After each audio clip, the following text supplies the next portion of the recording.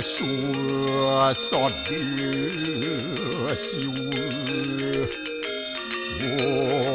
Om kesantauya kaiku dosa kesantauya wajiku mamu santauya manasu dosa permadot kesama.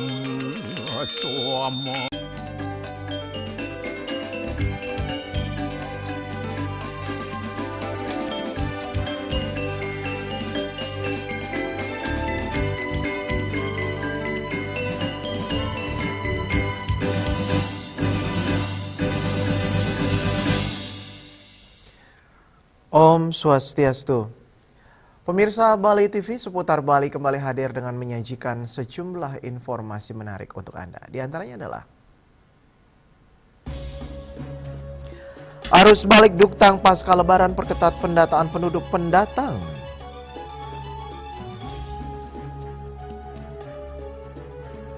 Krisis geopolitik Timur Tengah picu pembatalan kunjungan wisatawan asing.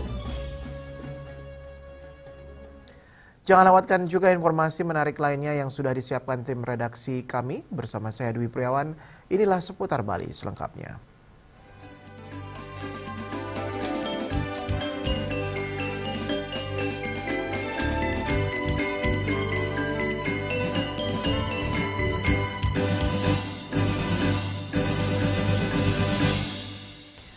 Pemirsa, pasca Hari Raya Idul Fitri, Bali mulai bersiap menghadapi arus balik penduduk pendatang atau Duktang yang kembali masuk ke wilayah perkotaan. Berbagai langkah antisipasi dilakukan, termasuk memperketat pendataan administrasi guna menjaga ketertiban dan keamanan lingkungan.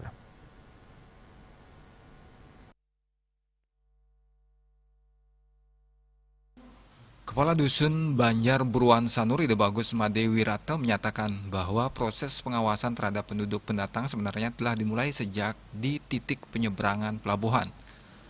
Pemfilteran data di pintu masuk diharapkan mampu minimalisir masuknya pendatang tanpa identitas yang jelas. Setibanya di wilayah Banjar, para pendatang kembali didata oleh aparat setempat. Fenomena yang kerap terjadi adalah para pendatang yang kembali ke Bali tidak datang sendiri, melainkan mengajak anggota keluarga lainnya. Hal ini membuat proses pendataan menjadi lebih kompleks. Untuk pendatang yang tinggal di rumah kos milik warga lokal, pemilik kos diwajibkan melaporkan keberadaan penghuni kepada kepala dusun. Langkah ini menjadi bagian penting dalam memastikan seluruh penduduk yang tinggal di wilayah tersebut tercatat secara administratif. Selanjutnya, para pendatang diarahkan untuk mengurus surat tanda lapor diri (STLD) sebagai bukti resmi keberadaan mereka. Namun dalam prakteknya, masih banyak kendala yang ditemui, terutama terkait kelengkapan dokumen seperti KTP dan kartu keluarga. Pendatang yang tidak mampu melengkapi persyaratan tersebut tidak dapat diproses administrasinya, bahkan berpotensi dilaporkan karena tidak memenuhi ketentuan yang berlaku. Artinya dari penyeberangan kita di pelabuhan itu, kita harapkan di sana kan terjadi pemfilteran untuk data-data yang ada. Kebanyakan penduduk pulang dia terus mengajak beberapa keluarganya. Sesampainya di Banjar, tetap kita data. Biasanya yang ada di rumah penduduk yang kos itu dari pihak yang punya kos diarahkan untuk melaporkan ke Kadus. Jadi kita mendata keberadaannya dan kita arahkan untuk mengurus STLD, surat tanda lapor diri. Itu yang akan sering kita lakukan. Dan tentunya bagi penduduk pendatang itu, di saat dia akan mengurus itu harus ada kelengkapan dokumen-dokumen yang ada, seperti KTP contohnya, terus kartu keluarga. Seandainya tidak sampai dia melengkapi seperti itu, kita tidak bisa menjamin untuk adanya STLD. Bahkan bisa kita laporkan keberadaannya tanpa kelengkapan dokumen yang ada. Dengan langkah-langkah tersebut, diharapkan arus balik penduduk pendatang pasca Lebaran dapat tetap terkendali, sehingga stabilitas dan ketertiban lingkungan di Bali, khususnya di wilayah Sanur, tetap terjaga. Yana, Bali TV. Arus kedatangan penumpang di Terminal Tipe A Mengui pada Senin pagi 23 Maret 2026 terpantau masih landai dan belum menunjukkan lonjakan signifikan. Puncak arus balik Lebaran diperkirakan mulai terjadi pada Rabu 25 Maret 2026. Berdasarkan pantauan tim liputan Bali TV di Posko Terpadu Angkutan Lebaran 1447 Hijriah dan Nyepi tahun Saka 1948 di Terminal Tipe A Mengui, suasana terminal masih tampak lengang. Aktivitas penumpang belum mengalami peningkatan berarti dibandingkan hari-hari sebelumnya. Pengawas Satuan Pelayanan Terminal Tipe A Mengui, Idewo Gede Tantara Tesa Putra mengatakan bahwa arus kedatangan pasca Hari Raya Idul Fitri tahun ini justru mengalami penurunan dibandingkan tahun lalu. Hal ini disebabkan masih berlangsungnya masa cuti bersama sehingga masyarakat masih menikmati libur panjang. Ia menjelaskan peningkatan arus balik diperkirakan mulai terjadi pada Rabu 25 Maret 2026 seiring berakhirnya cuti bersama dan aktivitas masyarakat kembali normal. Untuk mengantisipasi lonjakan penumpang, pihak terminal telah menyiapkan 3 jalur pelayanan, yakni 1 jalur untuk keberangkatan dan 2 jalur untuk kedatangan.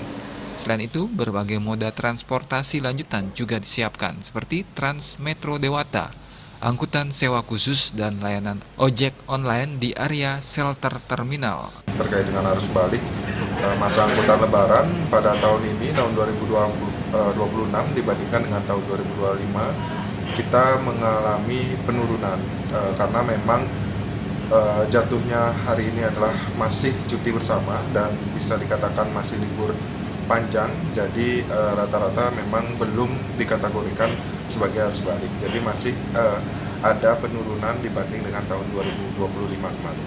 Untuk hari ini kita untuk kedatangan bus itu mencapai 33 armada dengan jumlah penumpang yang turun atau datang sebanyak 710 penumpang. Kalau dibandingkan dengan tahun lalu, untuk jumlah armada itu mencapai 40-an dengan jumlah penumpang yang turun ke terminal sebanyak 923. Jadi memang ada penurunan dibanding dengan tahun lalu. Kalau prediksi sesuai dengan cuti bersama juga kemungkinan dimulai dari hari Rabu nanti udah mulai arus balik karena memang di masa Lebaran tahun ini jatuhnya memang cuti bersama agak lebih panjang dari himbauan dari pusat. Idewo Gede Tantara Tesa Putra juga menghimbau masyarakat yang melakukan perjalanan arus balik agar tetap mengutamakan keselamatan. Pihak terminal telah menyediakan fasilitas tempat istirahat dan penumpang diingatkan untuk tidak memaksakan diri melanjutkan perjalanan apabila dalam kondisi lelah. Indrawan, Bali TV.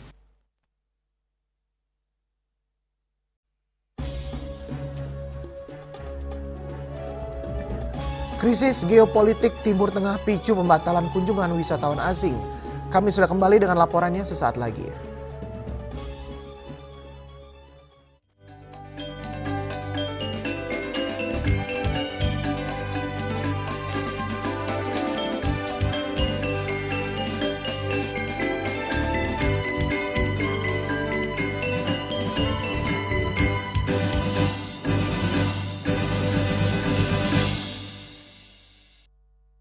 Minum kopi bisa dapat emas murni. Bisa dong. Menangkan 20 emas murni dari Kopi Luwak. Kumpulkan kopi luwak favoritmu, tata menjadi rangkaian yang menarik, foto atau video, upload ke sosial media, dan tag @kopiluwak_official. Buruan kirim, jangan sampai ketinggalan. Kopi luwak dibuat dengan teknologi slow roasting yang diakui oleh BPOM.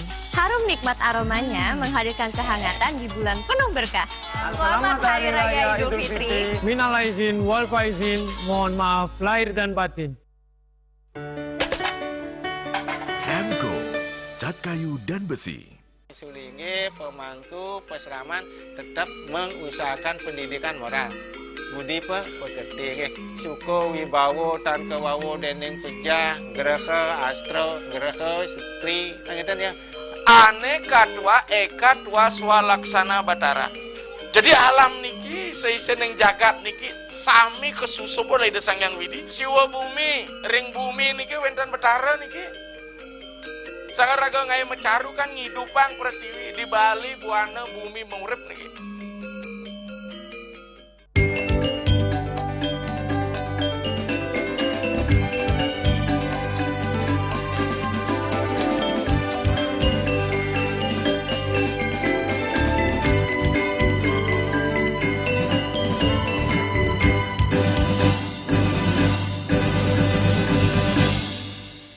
Pemirsa, situasi geopolitik global yang tidak menentu akibat konflik di Timur Tengah mulai berdampak pada sektor pariwisata Bali. Ketidakpastian ini memicu kekhawatiran di kalangan pelaku industri, terutama setelah munculnya gelombang pembatalan perjalanan dalam beberapa pekan terakhir.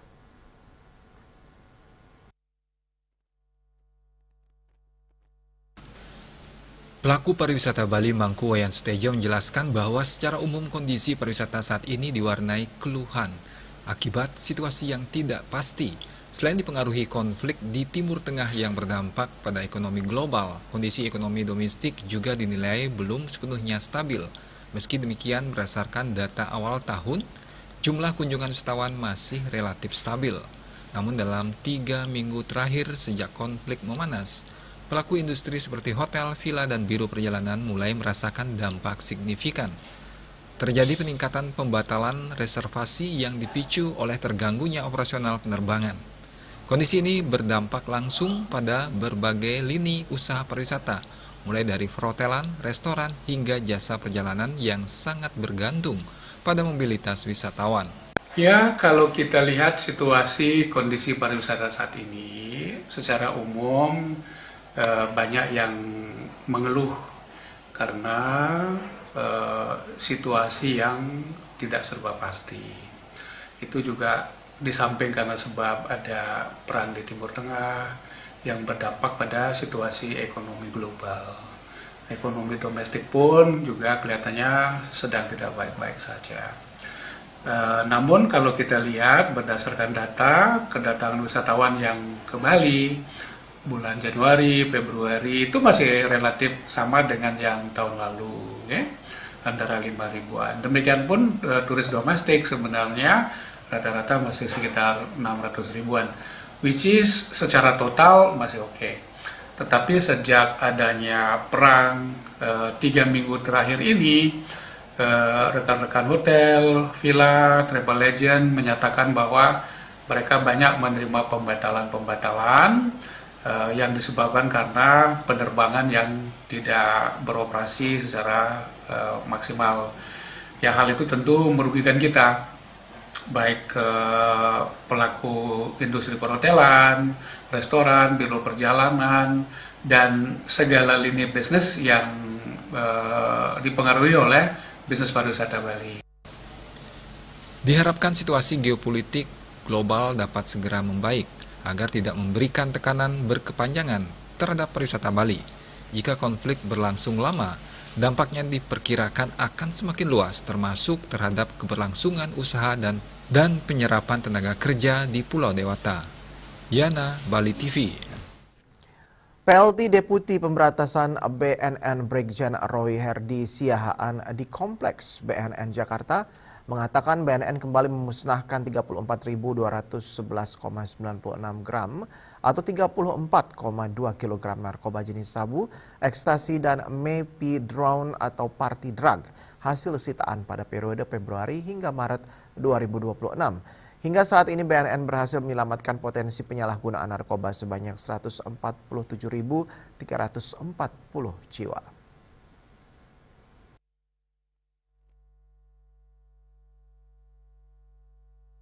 PLT Deputi Pemberantasan BNN Brigjen Roy Herdi Siahaan di Kompleks BNN Jakarta mengatakan BNN kembali memusnahkan 34.211,96 gram atau 34,2 kg narkoba jenis sabu, ekstasi, dan methadone atau party drug hasil sitaan pada periode Februari hingga Maret 2026. Hingga saat ini BNN berhasil menyelamatkan potensi penyalahgunaan narkoba sebanyak 147.340 jiwa. Roy Herdi mengatakan dari 34,2 kg barang bukti yang dimusnahkan, 27,7 kg diantaranya merupakan narkoba jenis sabu. Sabu tersebut disita 7 kasus pengungkapan sabu. BNN juga memusnahkan sejumlah 1.829 gram 3.192 butir ekstasi. Barang tersebut disita dari penangkapan seorang pria berinisial AZ di Bekasi, Jawa Barat. Atas rahmat dan karunia-Nya kita semua bisa berada dalam keadaan sehat walafiat, sehingga kita dapat mengikuti kegiatan pemusnahan barang bukti narkotika hasil ungkap kasus tindak pidana narkotika periode bulan Februari sampai dengan Maret, khususnya di tanggal hari ini. Dari barang bukti yang ada di hadapan Bapak Ibu sekalian dan rekan-rekan media, kita akan kelompokkan menjadi tiga kasus menonjol. Pertama adalah kelompok yang mengirimkan paket yang masuk ke pos bea cukai. Kemudian yang kedua adalah kita menyebutnya dengan kurir terbang yang berpusat dan kita tangkap di Bandara Soekarno-Hatta. Kemudian yang satu lagi adalah clandestine lab yang ada di Bali. Jadi ada 3 kelompok kasus yang nanti kita akan sampaikan kepada Bapak Ibu sekalian. Beberapa kronologis kasus yang tadi sudah saya sampaikan. Pertama, kaitan dengan adanya informasi dari petugas DC Pasar Baru Jakarta, yaitu pada tanggal 9 Februari 2026, tim BNN berhasil mengamankan seorang pria berinisial AZ dan kemudian kita amankan di kontrakannya di Kampung Cibatu, Kabupaten Bekasi, Jawa Barat. Dan pelaku adalah penerima paket pos yang berisi kurang lebih 4.080 butir ekstasi yang dikirim dari Luxembourg. Roy mengimbau masyarakat agar turut serta berperan aktif dalam memerangi narkoba. Ia juga meminta warga untuk menghubungi call center 184 ketika terdapat indikasi penyalahgunaan dan peredaran narkoba di sekitar wilayahnya masing-masing. Dari Jakarta, Julius Waharta dan Ketut Sumadiasa melaporkan.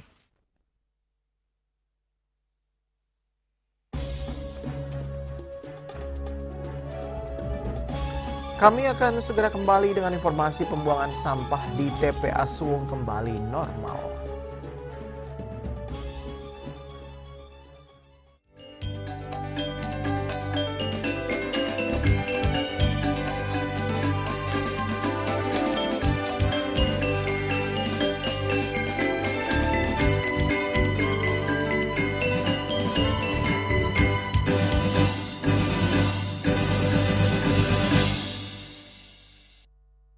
Minum kopi bisa dapat emas murni. Bisa dong. Menangkan 20 emas murni dari Kopi Luwak. Kumpulkan kopi luwak favoritmu, tata menjadi rangkaian yang menarik, foto atau video, upload ke sosial media dan tag @kopiluwak_official. Buruan kirim, jangan sampai ketinggalan. Kopi luwak dibuat dengan teknologi slow roasting yang diakui oleh BPOM. Harum nikmat aromanya menghadirkan kehangatan di bulan penuh berkah. Selamat Hari Raya Idul Fitri. Minal aizin, wal faizin, mohon maaf lahir dan batin. Cat Color dengan daya sebar yang luas, cepat kering, dilengkapi 39 pilihan warna, kualitas dijamin terbaik. Cat Color harga ekonomis. Musim hujan tiba, bencana banjir bisa mengancam jika kita tidak waspada. Kebiasaan buruk seperti membuang sampah sembarangan bisa menyumbat aliran air.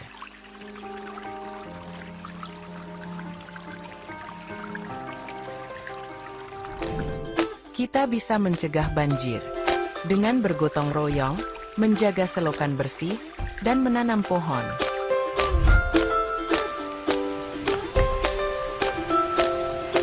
Siaga di musim hujan, jaga lingkungan kita.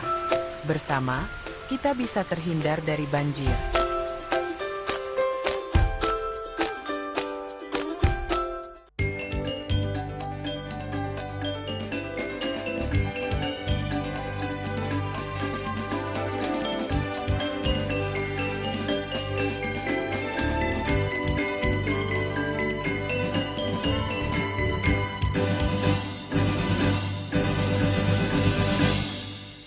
Pemirsa, pembuangan sampah di TPA Suwung Denpasar kembali berjalan normal pada Senin 23 Maret 2026 pagi.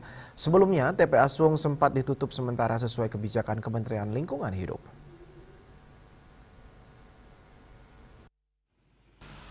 Lancarnya pembuangan sampah terlihat dari iring-iringan puluhan truk yang memasuki kawasan TPA Suwung. Sudah tidak ada lagi pemandangan truk yang mengantre. Sebelumnya, truk-truk ini harus menunggu untuk giliran membuang sampah di jalan menuju ke Pulau Serangan.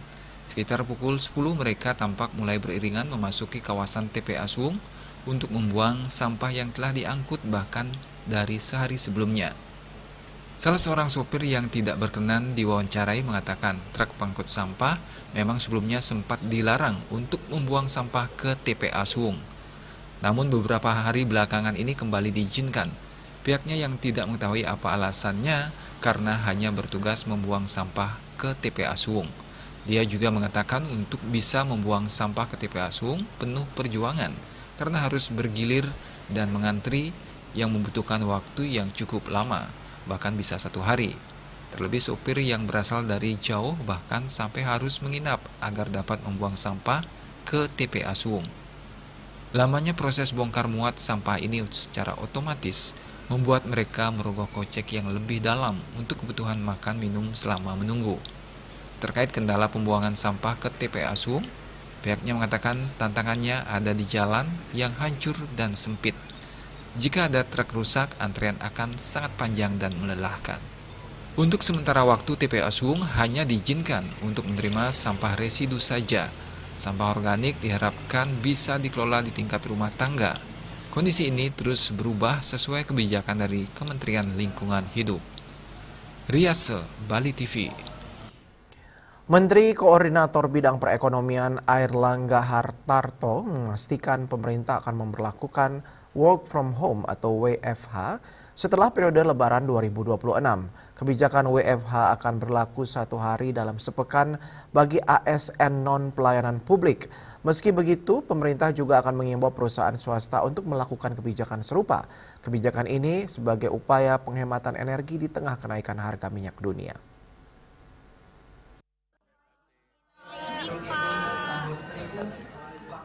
Pemerintah memastikan bakal menerapkan kebijakan work from home atau WFH 1 hari dalam sepekan bagi aparatur sipil negara ASN. Menteri Koordinator Bidang Perekonomian Airlangga Hartarto mengatakan meski aturan teknis pelaksanaan WFH masih disusun, namun kebijakan tersebut dipastikan mulai diberlakukan usai Lebaran. Ia mengatakan kebijakan tersebut akan berlaku bagi ASN dan didorong pula untuk diterapkan bagi pekerja sektor swasta dengan pengecualian pada layanan publik tetap harus berjalan normal. Pelaksanaan WFH juga akan dikoordinasikan bersama Kementerian Ketenagakerjaan dan Kementerian Dalam Negeri. Kebijakan ini sebagai upaya penghematan energi di tengah kenaikan harga minyak dunia. WFA akan didetailkan, tetapi sesudah Lebaran kita akan berlakukan. Untuk ASN aja atau ada himbauan? ASN maupun himbauan untuk swasta, tetapi yang tidak bukan pelayanan publik ya. Belum berarti.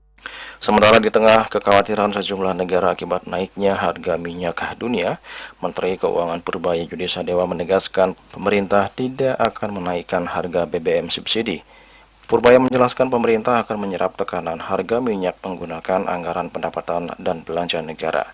Selain itu, Purbaya juga memastikan agar defisit tetap terjaga di bawah 3% dengan melakukan berbagai langkah atau upaya, salah satunya dengan mengandalkan windfall profit tax atau pajak tambahan yang dikenakan pemerintah terhadap industri tertentu yang memperoleh keuntungan di atas rata-rata.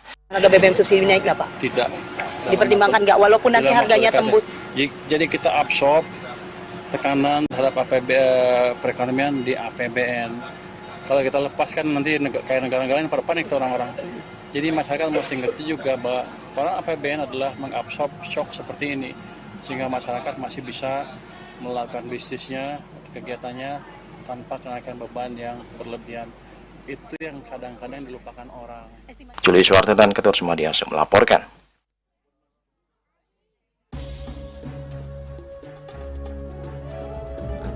Potong gigi simbol pengendalian diri remaja Hindu Bali. Kami sudah kembali dengan informasinya.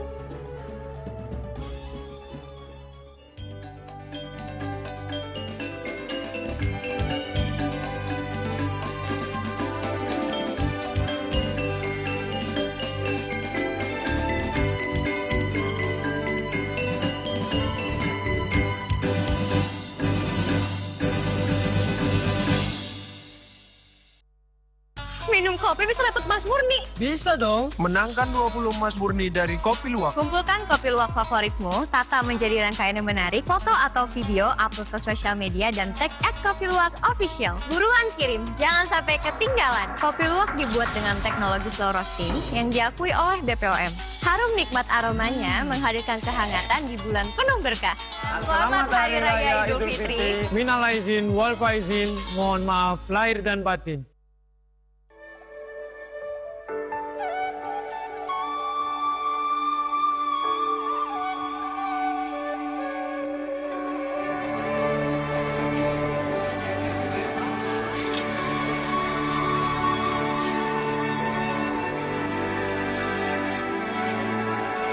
Selamat Hari Raya Nyepi Tahun Saka 1948 dan Idul Fitri 1 Syawal 1447 Hijriah. Dunia sejenak sunyi dalam Nyepi, lalu kembali fitrat dalam Idul Fitri. Mari kita rayakan harmoni ini dengan saling menghargai.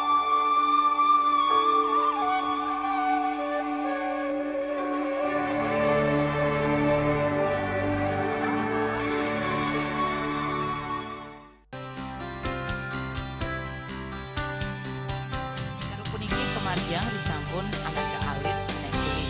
Metapang kalau ke bos, mepandes utawi mesangin mesin kramo. Antar Ketua Banjar Jakarta Selatan hari di Jakarta Selatan para pinangkite miwah tokoh-tokoh umat Hindu. Emansipasi miwah penyarengan krama istri saha anggen TPS Cangin Purikau wenten taler 6 TPS sanik kaayahin oleh krama istri inggian ring TPS 6.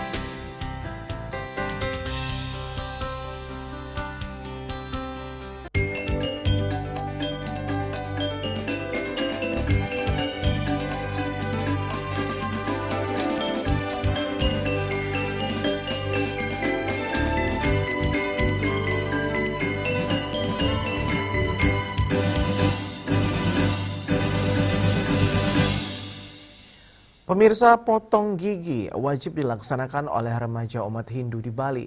Upacara potong gigi bukan sekedar tradisi, namun memiliki makna mendalam sebagai simbol pengendalian diri manusia. Melalui prosesi ini, umat Hindu diajarkan untuk menghilangkan 6 sifat buruk atau sadripu dalam diri sebagai langkah menuju kedewasaan dan kehidupan yang lebih baik.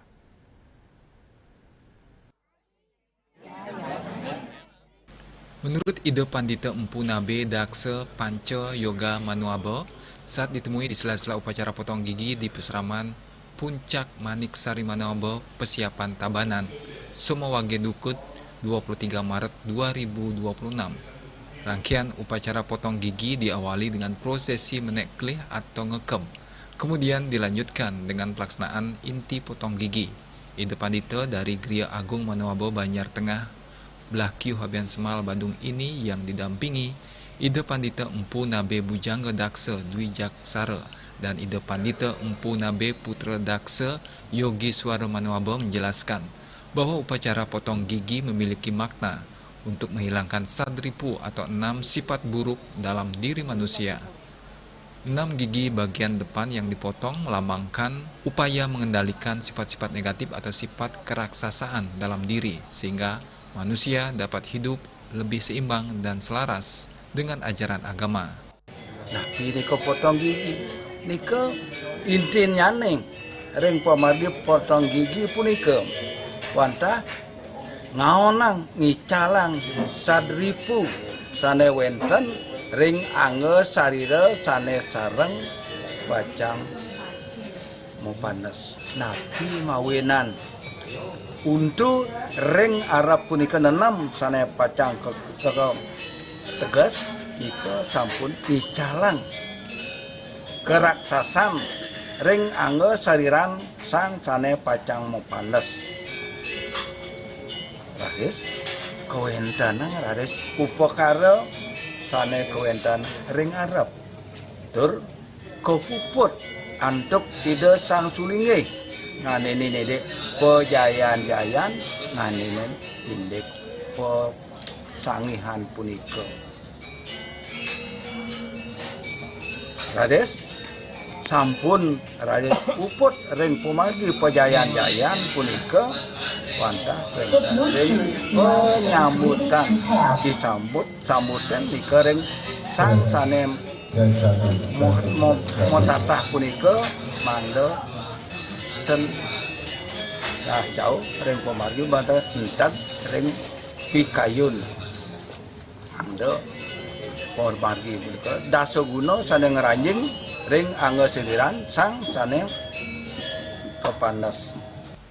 Alat yang digunakan dalam upacara potong gigi diantaranya kikir atau alat pengasah gigi, palu kecil, pahat alus, dan tebu sebagai simbol penetral rasa.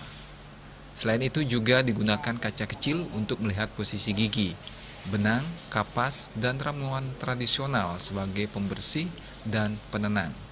Seluruh sarana ini dilengkapi dengan banten atau upekara seperti pula gembal, sesayut, dan pagotuh dan pago urip sebagai simbol keselamatan dan kesejahteraan.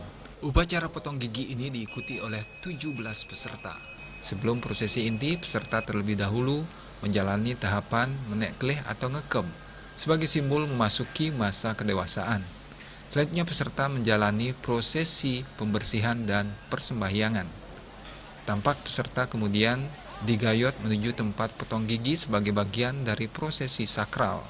Setelah itu, para sangging mulai melaksanakan proses pengikiran 6 gigi bagian atas secara perlahan dan penuh kehati-hatian.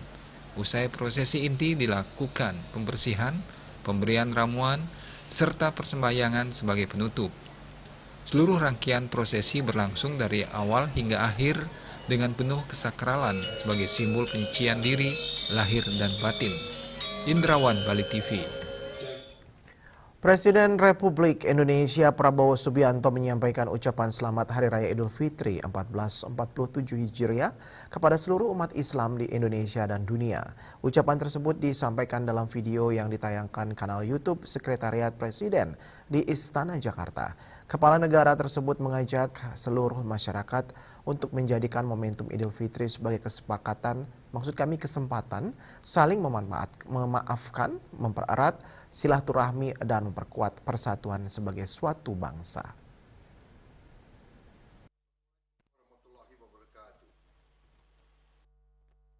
Presiden Republik Indonesia Prabowo Subianto menyampaikan ucapan selamat Hari Raya Idul Fitri 1447 Hijriah kepada seluruh umat Islam di Indonesia dan dunia. Ucapan tersebut disampaikan dalam video yang ditayangkan kanal YouTube Sekretariat Presiden di Istana Jakarta. Dalam pesannya, Kepala Negara menyampaikan ucapan selamat atas nama pribadi, keluarga, serta pemerintah Republik Indonesia, serta memohon maaf lahir dan batin. Kepala Negara tersebut mengajak seluruh masyarakat untuk menjadikan momentum Idul Fitri sebagai kesempatan saling memaafkan, mempererat silaturahmi, dan memperkuat persatuan sebagai suatu bangsa. Assalamualaikum warahmatullahi wabarakatuh. Saudara-saudara sebangsa dan setanah air, dimanapun engkau berada. Alhamdulillahirabbil alamin. Segala puji bagi Allah Subhanahu wa taala yang telah mempertemukan kita semua dengan hari kemenangan. Saya Prabowo Subianto, Presiden Republik Indonesia, atas nama pribadi, keluarga, dan atas nama pemerintah Republik Indonesia, mengucapkan selamat Hari Raya Idul Fitri 1447 Hijriah. Mohon maaf lahir batin. Mari kita manfaatkan momen Idul Fitri ini untuk saling memaafkan, mempererat silaturahmi, dan memperkuat persatuan sebagai satu bangsa di tengah berbagai tantangan yang kita hadapi. Marilah kita terus perkuat kebersamaan kita sebagai satu keluarga besar bangsa Indonesia. Mari kita bekerja lebih keras, saling membantu, dan bersama-sama membangun Indonesia yang lebih adil, lebih sejahtera, lebih kuat. Semoga Allah Subhanahu wa taala menerima amal ibadah kita sekalian dan senantiasa melimpahkan rahmat serta berkahnya kepada bangsa Indonesia. Dari Jakarta, Julius Wahata dan Ketut Sumadiasa melaporkan.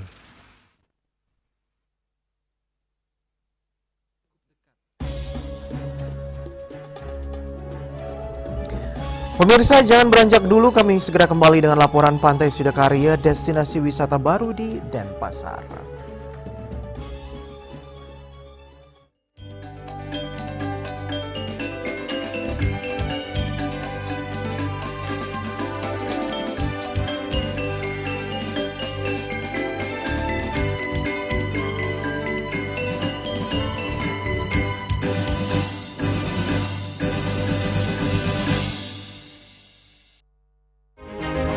Cat Color dengan daya sebar yang luas, cepat kering, dilengkapi 39 pilihan warna.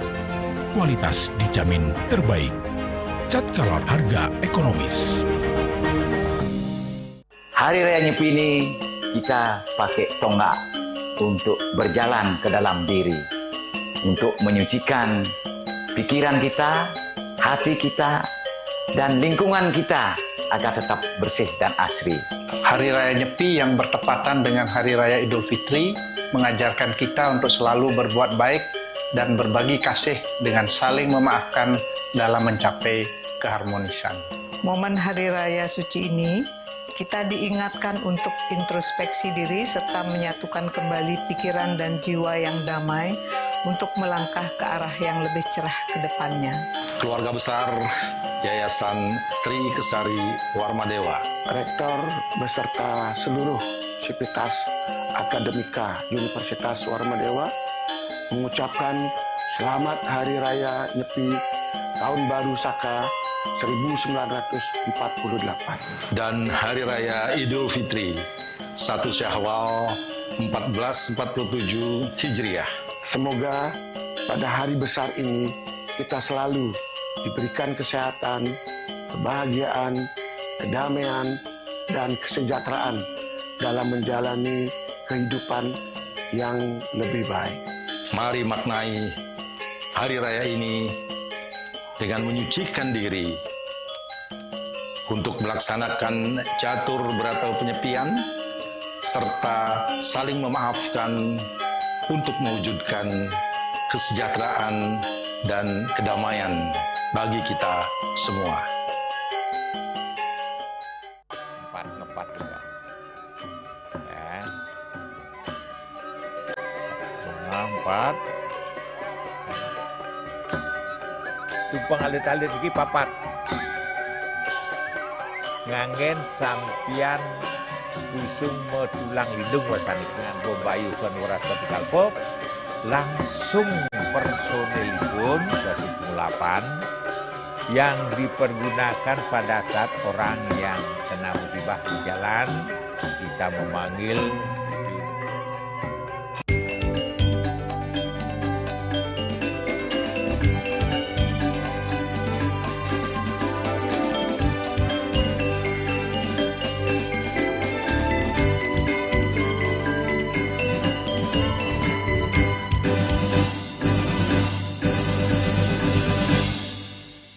Pemirsa, destinasi pariwisata di Kota Denpasar kini bertambah. Pantai Sidakarya kini hadir dengan daya tarik hutan mangrove dan pantai yang masih alami dengan nuansa spiritual yang kuat.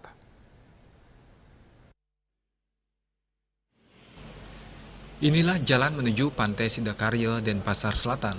Pantai ini secara administratif masuk di wilayah Desa Adat Sidakarya Denpasar Selatan. Jalan menuju pantai baru ini telah ditata sedemikian rupa, melewati hutan mangrove yang lebat yang memanjakan mata sepanjang perjalanan menuju pantai yang berjarak kurang lebih 1 km. Setibanya di pantai, pengunjung akan disajikan pemandangan Pulau Serangan yang jaraknya cukup dekat dan pantai yang indah yang dipenuhi dengan kapal para nelayan, bot cepat dan kapal-kapal yachts untuk wisatawan. Di Pantai Sidakarya ini ada semacam lahan timbul atau munting, semacam pulau kecil Di sini pengunjung bisa duduk-duduk, memancing di pantai dan jogging sambil menyusuri tepi pantai dengan hutan mangrove alami yang menyambung hingga pantai Mertasari Sanur. Hutan mangrove-nya masih alami. Keberadaan muntik dan sebuah pura tua keramat menjadi daya tarik dari Pantai Sidakarya ini. Bahkan sebelum viral, pantai ini memang dikenal sebagai pantai yang cukup tersembunyi dan hanya bisa didatangi oleh orang-orang yang menekuni dunia spiritual. Menurut Sabadesa, Desa Adat Sidakarya sekaligus pemangku Pura Segara Giri Wisesa Jero Mangku Iwayan Karjana, Pantai Sidakarya sebelumnya tidak memiliki akses jalan untuk mencapai pantai ini. Dahulu untuk melasti dan upacara ngaben, masyarakat harus melewati Pantai Mertasari dengan berjalan kaki menyusuri pinggiran pantai. Namun berkat izin dari Kementerian Lingkungan Hidup dan Normalisasi Sungai untuk mengatasi banjir, akhirnya pemerintah membuat jalan yang langsung tembus ke Pantai Sidakarya. Pantai Sidakarya lebih cenderung untuk wisata spiritual karena di sini ada sebuah pura yang bernama Pura Segara Giri Wisesa yang telah dikenal sejak dulu oleh para penekun spiritual untuk bermeditasi, yoga, dan ritual lainnya. Pura ini sebelum dibangun hanya berupa sebuah turus lumbung. Karena pantai ini beda dengan pantai-pantai yang lainnya yang ada di seputaran kita. Karena pantai ini kecil, tempatnya kecil, namun energi alamnya sangat luar biasa karena ada hutan, ada gunung di tengah laut, ada pantai. Semuanya adalah tempat untuk melakukan kegiatan-kegiatan spiritual, healing, meditation. Adanya pasang surut air laut sehingga dia kemungkinan hilang, kemungkinan muncul. Inilah yang menyebabkan namanya menjadi siak-siok sehingga disingkat menjadi muntik siokan. Selaras dengan nama pura berbeda. Iya, selaras sekali. Di mana pura itu adalah yang sekarang diberi nama Pura Segara Giri.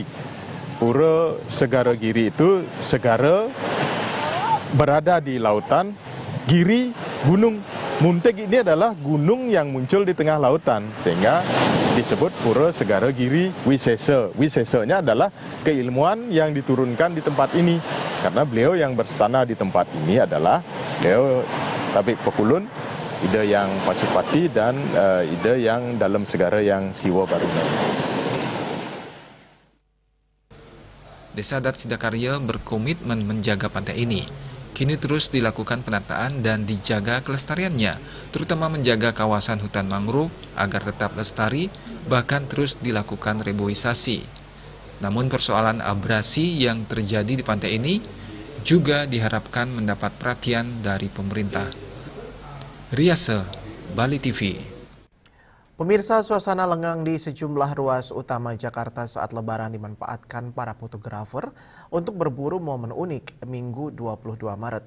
Ratusan peserta dari berbagai komunitas mengikuti kegiatan hunting foto bertajuk Jakarta Sepi di sejumlah titik ibu kota. Momen langka ini menghadirkan sudut pandang berbeda tentang wajah Jakarta yang biasanya padat.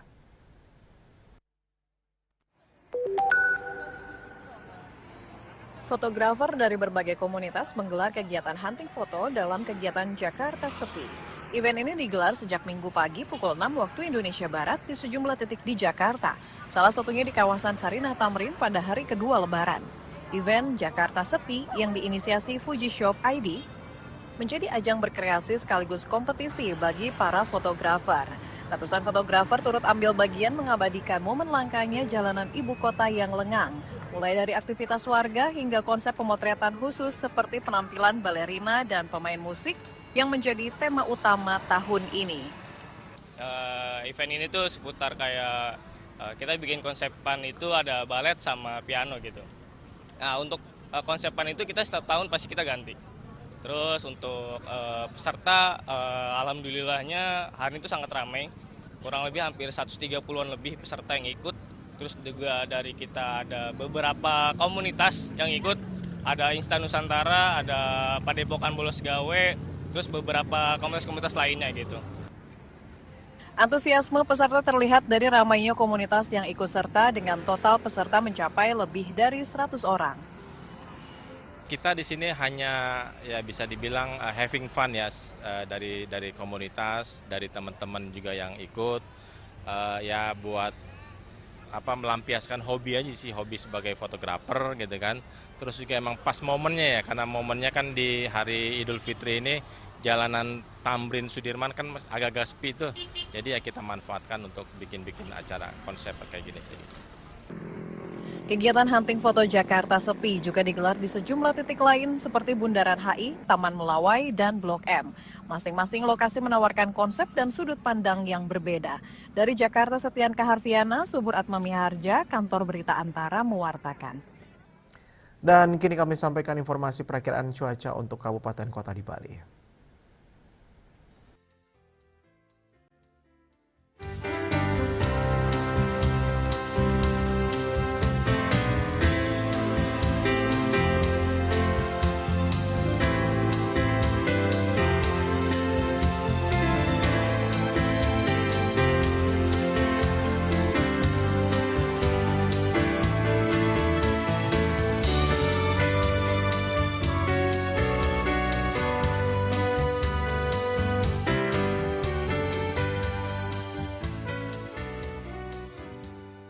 Seputar Bali bersama Minyak Apun Ganapati Husada Bali, keluarga sehat. Update terus informasi Anda dengan subscribe dan like YouTube channel Bali TV @News Bali TV. Wakili redaksi yang bertugas, saya Dwi Priawan pamit undur. Terima kasih atas perhatian Anda dan sampai jumpa. Om Santi Santi Santi Om.